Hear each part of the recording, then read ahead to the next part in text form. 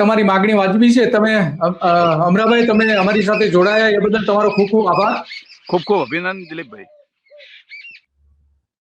તો આ અમરાભાઈ હતા કે જે આપણે ઘણી બધી વાતો કરી, પરંતુ ત્યાં શું થયું એ પણ આપણે જાણીએ કે એમને જે કઈ વાતો કરી એ પણ આપણે કલેક્ટર સમક્ષ જે રજૂઆતો કરી હતી એ પણ જોઈએ એમને શું કહ્યું છે.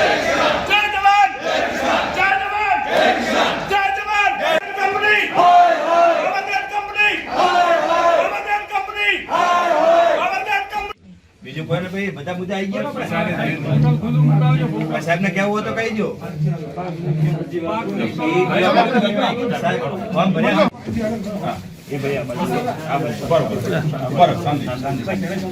સાહેબ, અમારી રજૂઆત એવી હતી કે પાવર ગેટ કંપની વાળો રાધાનેસણાથી મોડેઠા સુધી લાઈન નીકળે છે. અમે દિવોદર નાયબ કલેક્ટર સાહેબશ્રીને એટલે કે એમના તે દિવસે હાજર નતા, તો એમાં આવેદનપત્ર આપ્યું. તો એમે અમને હજી મેસેજ મળ્યો નથી કે આ લાઈનનો હજી મારા પાસે ખેડૂતો પાસે કોઈ મંજૂરી લીધી નથી. કામ કરવાનું ચાલુ કર્યું છે એટલે તાત્કાલિક કામ રોકવરાયું અમે ખેડૂતની તાકાતથી, પણ એમાં કોઈ યોગ્ય નથી. એટલે સાહેબ, અમારી માગણી છે કે નવસારીની અંદર જેવી રીતે ચૂકવણું થયું હોય વાણિજ્યનું, એ રીતે અમારું ચૂકવણું, અને બીજા નંબરમાં મામલતદાર કે ગામનો સરપંચ ને તલાટીની સાથે રહી અને ખેડૂતોની સહમતિ લઈ અને કામ ચાલુ કરે, આવી અમારી માગણી છે સાહેબ. અને જે રીતે નવસારીમાં ચૂકવણું થયું છે એ અનુસંધાને અમારા ખેડૂતોને પણ ચૂકવણું થવું જોઈએ, આવી અમારી માગણી છે. એના અનુસંધાને સાહેબ તમને એક આવેદનપત્ર આપીએ છીએ. બીજી અમારી કોઈ રજૂઆત નથી સાહેબ અત્યારે. બીજી છે પણ બીજા ખેડૂતોની. તો આ જે આવેદનપત્ર આપવામાં આવ્યું હતું કલેક્ટર કચેરીમાં, અને એમાં સ્પષ્ટપણે કહેવામાં આવ્યું હતું કે અમને જે વળતર આપવામાં આવે છે એ વળતર પૂરેપૂરું વળતર આપવામાં આવે. કુલ આમ તો 28 ગામ થાય છે આના. આજે ગઈકાલે જ આ આવેદનપત્ર આપવામાં આવ્યું થરાદ કલેક્ટર ઓફિસ, વાવ થરાદ જિલ્લો જે નવો હમણાં જ બન્યો છે એમાં બપોરના સમયે જયેશ પ્રજાપતિ કલેક્ટરને એ વાવ થરાદના એમને આપવામાં આવ્યું. અને એમનું જે કહેવાનું એ છે કે ટ્રાન્સમિશન લિમિટેડ કંપની જે છે અદાણીની છે, એવું અમરાભાઈ પણ કબીલું રહ્યા છે. તો આ 28 ગામને એ અસર કરી રહી છે અને લગભગ 300 જેટલા ખેડૂતોના ખેતરોમાં થઈને નીકળશે, અને એમાં ઘણા બધા હક પણ એમને ગુમાવવા પડશે. તો જે આવેદનપત્ર આપવામાં આવ્યું હતું એ પણ આપણે જોઈએ કે આવેદનપત્ર એમને કઈ રીતે આપવામાં આવ્યું હતું, શું હતું, અને એમાં કઈ કઈ બાબતો એમાં સમાવવામાં આવી હતી. આવેદનપત્ર હમણાં આપણે જોઈશું. તો આ જે આવેદનપત્રમાં 25 ગામ છે એ વાવ થરાદના છે, અને બનાસકાંઠાના 3 ગામ છે. તો આ થાંભલાવાળા અને વાયરવાળા ખેડૂતો, એટલે બે અલગ અલગ પ્રકાર, જેના ખેતરમાં થાંભલો આવતો હોય અને ઉપરથી વાયર નીકળતો હોય, એ બંનેને આ આપણે જોઈ શકીએ છીએ. જે આવેદનપત્ર આપવામાં આવ્યું હતું એમાં સ્પષ્ટપણે ઉલ્લેખ, આ બધો ઉલ્લેખ એમાં કરેલો છે. તો ગુજરાત સરકારની જે ગાઈડલાઈન પ્રમાણે ખેડૂતોના ખેતરમાં પ્રવેશતા પહેલા ખેડૂતોની મંજૂરી લીધા પછી જ ખેતરમાં પ્રવેશ કરવો સ્પષ્ટપણે કહી દેવામાં આવ્યું છે.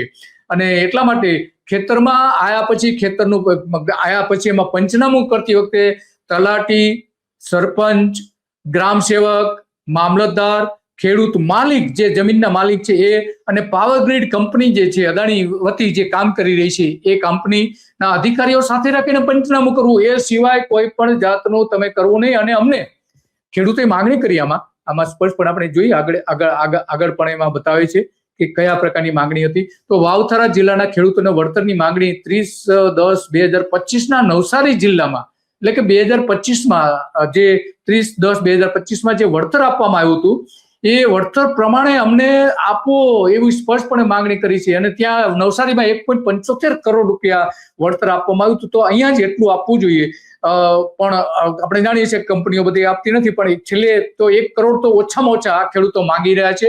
અને એટલા માટે એ કહે છે કે રાજસ્થાનમાં જો એની ગાઈડલાઈન નક્કી થઈ જતી હોય, ત્યાંની સરકાર નક્કી કરતી હોય કે વીજ પોલ નાખવું હોય તો કેટલું વળતર આપવું, એવી ગાઈડલાઈન ગુજરાત સરકારે કોઈ નીતિ જ નથી બનાવી.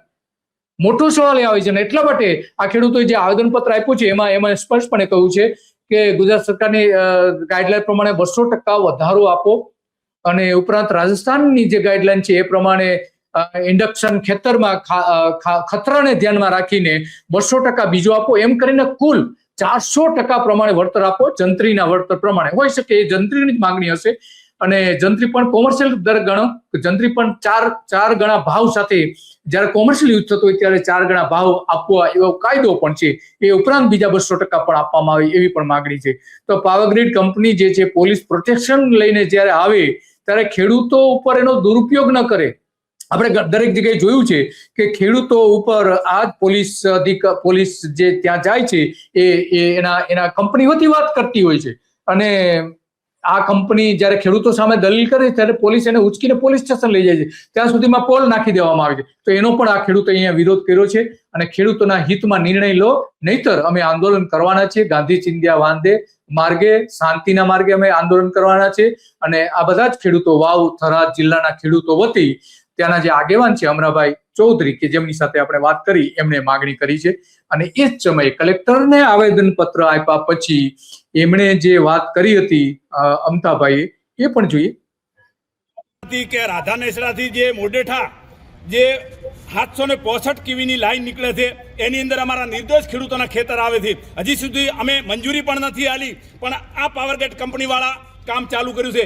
એના અનુસંધાને અત્યારે વાવ કલેક્ટર સાહેબશ્રીને અમે આવેદનપત્ર આપેલું છે કે તાત્કાલિક આ કામ બંધ કરે, અને જેવી રીતે નવસારીના ખેડૂતોને, વાણિજ્યના ખેડૂતોને ચૂકવણો કર્યો હોય એના અનુસંધાને તમે જાહેરાત કરો, એના પછી જ ત્યાં કામ ચાલુ કરે એવું અમે આવેદનપત્ર આપીએ છીએ. સાથે સાથે સરકારને પણ કહેવા માંગીએ છીએ કે અમારી માગણી જો સ્વીકારવામાં નહીં આવે તો ટૂંક સમયની અંદર રાધા નેહડાથી જે મોડેઠા સુધીના તમામ ખેડૂતો સાથે મળી અને આ ઉગ્ર આંદોલન થશે, અને આની જવાબદારી સરકારશ્રીની રહેશે, કારણ કે અમારી વેદના છે, અમારી માગણી છે, અમારા ખેડૂતોના હકની લડાઈ છે. જય જવાન જય કિસાન. તો ખેડૂતોના હકની લડાઈ છે એવું સ્પષ્ટપણે અમરાભાઈ કહી રહ્યા છે. અને બીજી ત્યાં પણ રજૂઆતો જે કરી હતી, રેલી કરી હતી, દેખાવો કર્યા હતા કલેક્ટરની કચેરીની બહાર, એ પણ આપણે જોઈ શકીએ છીએ. તો ખેડૂતો હવે જાગી ગયા છે. કોઈ એક કંપની નક્કી કરે એ પ્રમાણે નહીં ચાલે, સ્પષ્ટપણે છે. બધા એકી અવાજે ટેકો પણ આપે છે. તો આ વાત મૂળ છે કે ત્યાં પણ ખેડૂતો કચ્છની જેમ હવે જાગી ગયા છે. અને આખા ગુજરાતમાંથી આ 4 લાઈન, મોટી વીજ લાઈન 4 નીકળવાની છે, અને એની સબસિડી બીજી 11 નીકળવાની છે. આમ કુલ બધી થઈને 15 લાઈનો નીકળવાની છે, અને 5 લાખ હેક્ટર જમીન ઉપર આની અસર થવાની છે. એમાં ખેડૂતોના જોખમ વધવાના છે, એનું જે ઉત્પાદન છે ઉત્પાદન ઘટવાનું છે, અને જે વીજ લાઈન પસાર થાય છે એમાંથી જે એની જે સાઈડ ઇફેક્ટ, કારણ કે આ હેવી વોલ્ટેજ લાઈન છે અને એ મધ્યપ્રદેશ જઈ રહી છે, રાજસ્થાન જઈ રહી છે અને મહારાષ્ટ્રમાં જઈ રહી છે. આ કંપનીની અદાણી કંપની અને રિલાયન્સ કંપની બંનેની ત્યાં છે. અને એ બધી જે સોલાર જે કચ્છમાં મોટી જમીન નરેન્દ્ર મોદીની સરકારે આપી છે, કચ્છમાં આ બંને કંપનીઓને મોટી મોટી જમીનો આપી છે. કચ્છના રણમાં આપી છે, અને ગુડખરના કેટલાક વિસ્તારોના કચ્છ નાનું રણ, મોટા રણમાં પણ આપણે આ પ્રમાણે આપી છે. તો આ રીતે ખેડૂતો ત્યાં ગયા હતા કલેક્ટર કચેરીમાં, અને ત્યાં ઉગ્ર ઉત્તરોચ્ચારો કર્યા હતા, અને માગણી પણ કરી હતી કે અમને ત્યાં આ પ્રકારની આપવામાં આવે.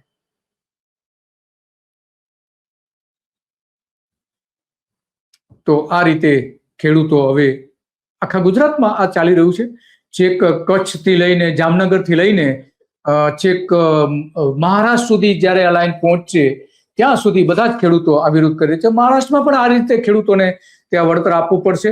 મહારાષ્ટ્રમાંથી પણ લાઈન પસાર થવાની છે, મધ્યપ્રદેશમાંથી પણ લાઈન પસાર થવાની છે. એના ખેડૂતોની વાત અલગ છે, રાજસ્થાનના ખેડૂતોની વાત અલગ છે, પણ ગુજરાતના જ 5 લાખ હેક્ટર વિસ્તારમાં આ લાઈનો જઈ રહી છે.